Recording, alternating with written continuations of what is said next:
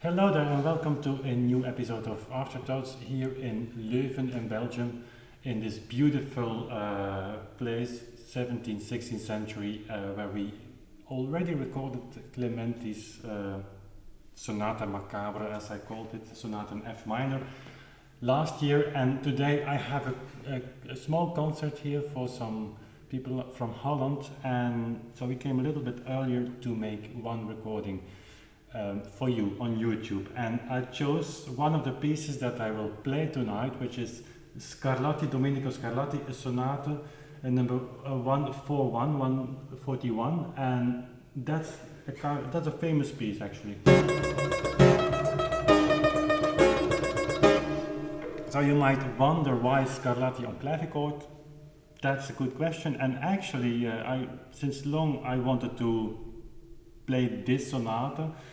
Since of course the repetitions go very well on Clavichord, and what I will do in the near future, in coming months, I have to find some time for that.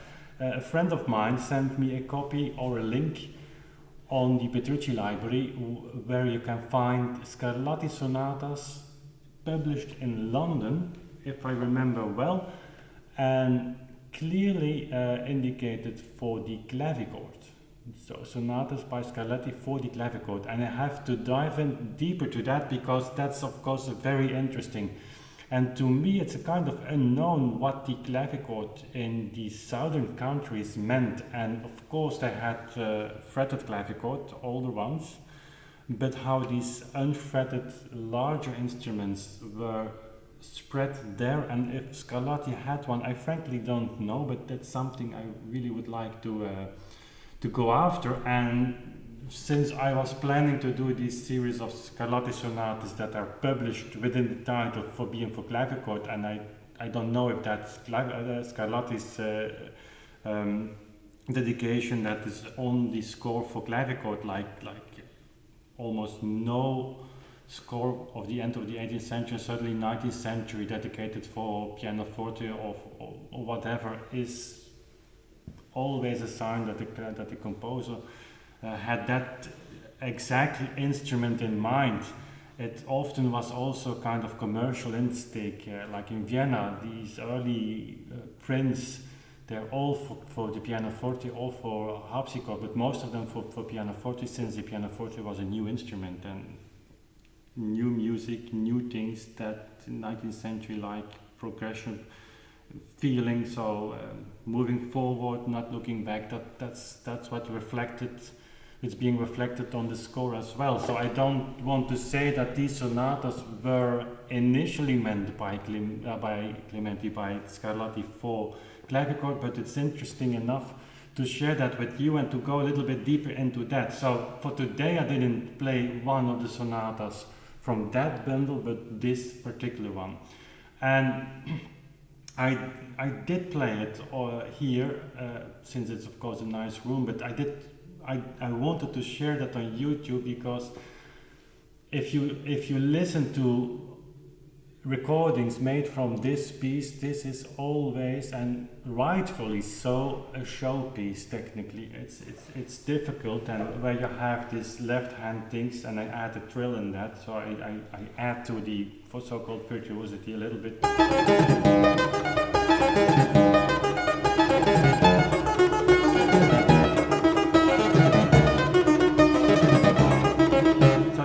That's quite difficult. On a grand piano it's easier because you have larger keys and things like that. But frankly, what you hear often is that this piece is played incredibly fast, and the older type of instrument, the slower the performance is. But people tend to want to show off with this piece, and that's a possibility to play.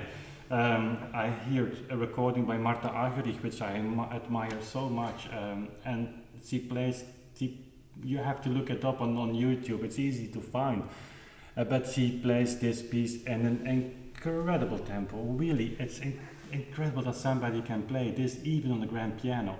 But since I try to be honest to myself and to my, well, it's not a vision, but what interests me in in music and in performances.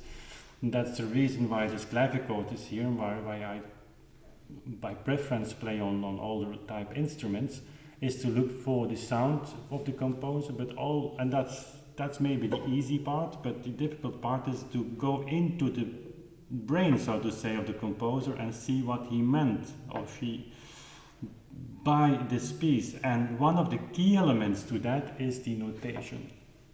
And that's actually the main focus of today's Afterthoughts. This piece is written in 3/8 bar structure, and I make a copy on the screen so you can follow.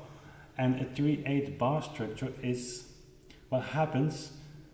No, let me start. If you have a 3/8 bar structure, that means that you have 3 individual counts, so to say, per bar. So you have to count 1, 2, 3.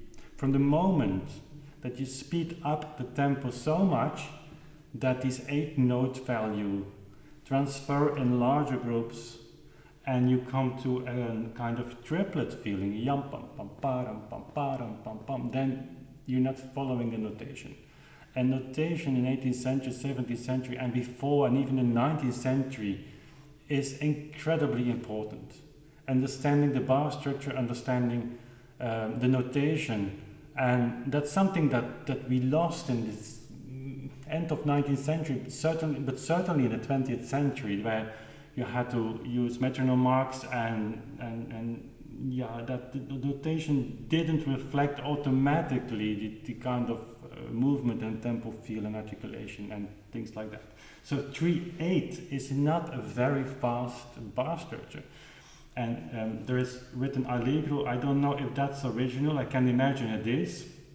But these kind of Italian tempo words, they give a kind of counterbalance to the notation. So if you have 3/8, which is a common notation form also for last parts of rondos and last parts of sonatas later on with Mozart, Haydn, and 2/4 actually also. That's the same kind of philosophy, because 2/4 you have actually see that as a kind of 4/8, but that's another story. So 3/8 you have 3 wheel counts per bar. So if you play this too fast, then you count per bar, and then you have another notation. Then you come in a kind of 2/4 or 3/4, depending on what accents you want, using these as triplets. And that's not what Scarlatti meant. So you can choose a tempo, in my opinion, to fit within what Scarlatti might have initially thought. I don't know, it's just my interpretation. That goes as fast as where you have this line, which if you cross that, you go over to triplets. So you have to feel the 8 note structure. And then you have the allegro, which means it's not a presto. So it's kind of heavy structure. Pam pam pam pam pam pam pam pam 1 2 3 1 2 3 1.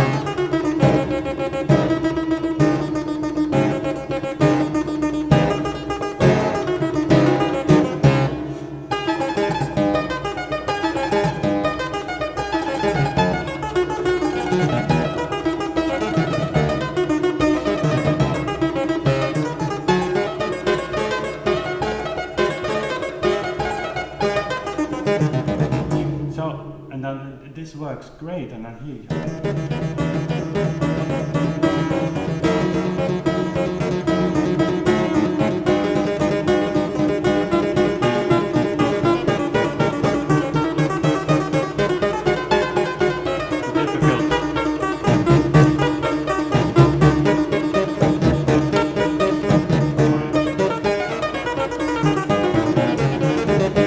I must say, these things on Clavichord, this is much easier on a harpsichord, and I tell you why. Because a harpsichord, when you press the releases of the keys is easier. So you can release the keys much faster and jump into the other ones. So these jumps on Clavichord, you have to release the key as controlled as possible, and then you cannot just jump on the lower note. You have to first land your hand, so to say, your fingers on the right notes, that's the best option, I think, and then press the key and then continue. So this is difficult on Clavichord. So in the sense, of course, this is a showpiece, and there's nothing wrong with showing kind of virtuosity. That was very important in the 18th century as well, with Bach also, and later on Mozart. It's not an invention of the 19th century. But my point of today is with this piece, you should understand the notation, and not saying that I understand all notations. I try to understand, and I think that the 3/8 bar structure is a kind of heavy bar structure with 8 note structures that you should hear. So that's what I try to do in this interpretation of Scarlatti.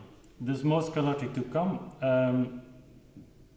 Don't know when this Afterthoughts will go exactly, but check on Wednesday. Wednesday will be an additional vlog, your turn, your time, with Q&A and things that you write on the internet or send me. I will share that with everybody. So thanks for watching, thanks for sharing this video, for your subscription, and we see each other very soon again. Bye.